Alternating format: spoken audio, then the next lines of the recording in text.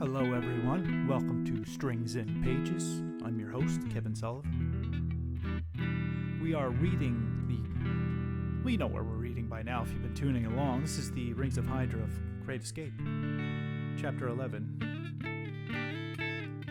And we're going to get right into it. Chapter 11. A nice day was made even nicer by the fact that the brothers had off. From work, of course. The brothers initially planned to find something to do, but when the morning came, they realized the past week had caught up with everyone. They had all been through a lot, and so taking a day to rest seemed like the smartest idea. Melinda made pancakes. Each had one, along with a glass of coffee berry tea. The morning was altogether pleasant, until someone came calling. The family sat on their beds, watching a Saturday morning series on the glass, a sketch comedy about a Pacific fisherman who suffered bouts of horrible seasickness when they were interrupted. The show cut off, and the Hagen family braced themselves for what they expected would be another warning of the next catastrophe. Only the alert on the glass was nothing more than the doorbell. Someone had come to see the Hagens, at least one of them.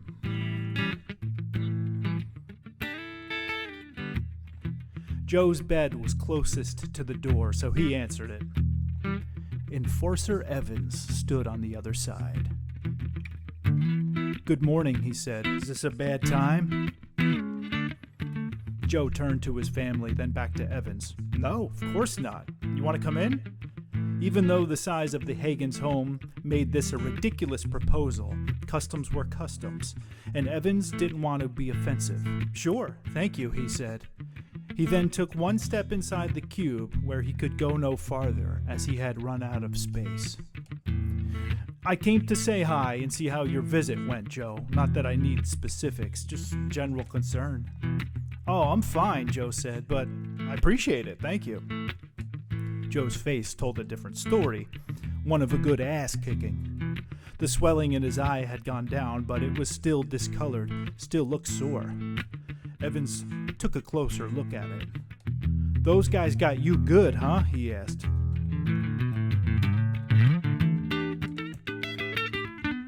"I second that," Melinda said, now standing in front of her bed with Brian. Evans turned to her and said, "Hello again, Melinda. Good to see you. How's the baby?" She smiled and bounced Brian in her arms. "The same to you," she said, "and he's just fine. A wonderful baby. Hardly ever cranks." "I'm not worried about Justice," Joe said. He was thinking of Jen, of course.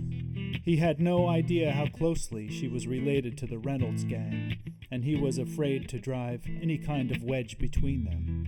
He wasn't scared of Reynolds. He'd be ready if there was a next time. "Yeah, it's fine," he said. "I might have been asking for this one anyway. Who knows? That's what you were talking about, right?" Evans gave him a funny look. "If you say so, Joe," he said. "But if those guys return and cause problems, just hit that glass and we'll fly in, straighten things right out." Joe crossed his arms. "Okay, Evans," he said with a chuckle. "I'll keep that in mind." "Well, that about does it," Evans said. "Oh, David, mind if we take a little walk?" "Sure," David said, standing without missing a beat. He had a feeling he knew what this was about. He also couldn't help feel a little bit nervous.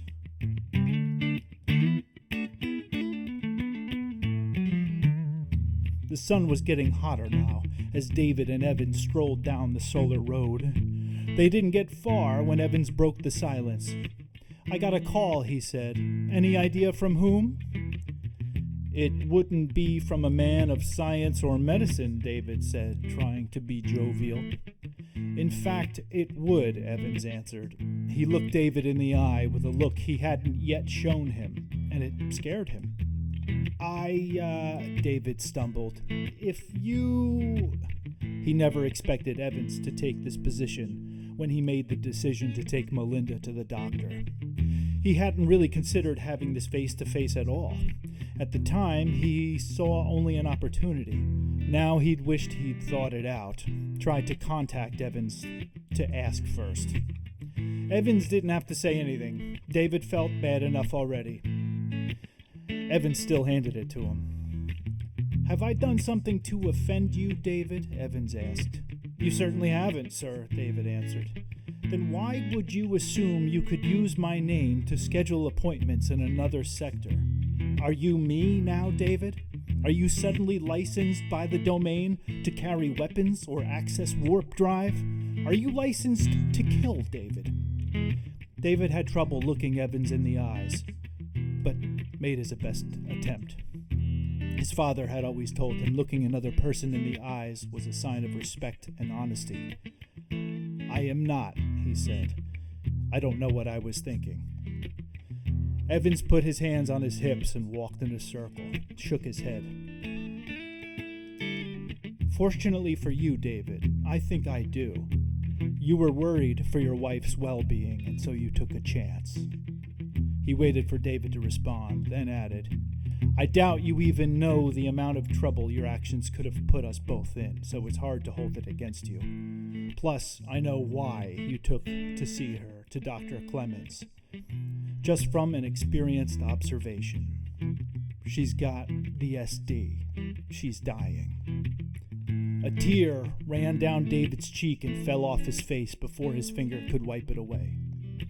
He was at a loss for a reply, spiritually gutted by this conversation and searching for something substantial to fill the void left behind by Evans' words. He knew Evans didn't mean to cause harm, that he was angry, that he had to get this off his chest. "Thank you for doing this away from my family," David said, "and I'm sorry for what I did." Evans shook his head again and turned back to face him. "Look, I feel terrible. But I had to address this because I felt betrayed. I've gone out on a limb for you and your family more than once. I was happy to. But I must know that you aren't willing to throw my name around whenever it suits you for personal gain." He looked David in the eyes and said, "I like your family, David, and I feel terrible about your wife. I really do. I want to help any way that I can." It took all the courage David had to ask the next question. He had wronged Evans, and he still wore the guilt on his sleeve.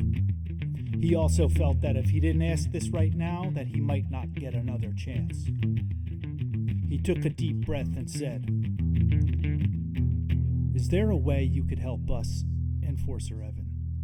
"There is. Something my brother told me about. Something he recently heard of."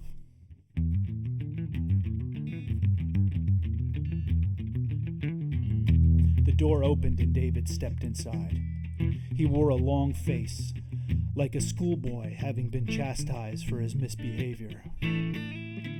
Melinda and Joe sat on their beds drinking tea, trying not to look too eager to hear what Evans had to say.